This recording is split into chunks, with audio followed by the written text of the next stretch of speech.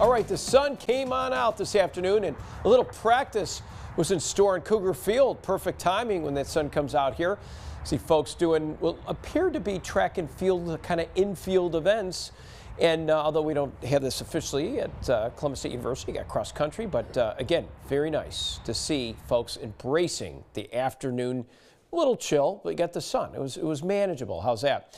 So the area of low pressure that came through, spinning off into the Atlantic, and the backside of it, it pulls in another little weak disturbance in the form of just some high clouds. We're going to be mostly clear until early morning, but this is where we are right now, looking really good. This is our current condition right now on the satellite and radar.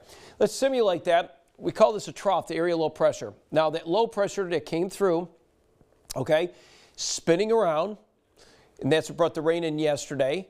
You can see what it'll do. It just kind of increases the wind at the surface because you have low pressure and high pressure so close. But here's the interesting thing. Coming up Friday afternoon too, that high pressure that's to the south, anchored here all the way through Florida and the northern Gulf, is bringing in the wind. It creates tension at the surface. So this front that appears like, oh, is it going to come all the way down here and allow that Arctic air to get in? Watch. Boom. It just kind of hangs up there, and it gets, boom, lifted back north and east because of high pressure. And this is where we're going to be for the weekend. As a result, we'll start to warm up too. We'll see mild readings. I like the extended forecast coming up, as you can see here, for the weekend. Looking good. That big snowstorm across the northeast, cold weather. We're on the south side of this, so far south that we're going to be on the mild side. In fact, that high pressure that's showing a little ridge, or we call it bulging effect, you can see how everything is riding on the right side of that, is really not allowing any of that cold Arctic air to spill this far south. So even on Sunday, we're going to warm up down here. Cold up here, freezing and frigid, but warm down here.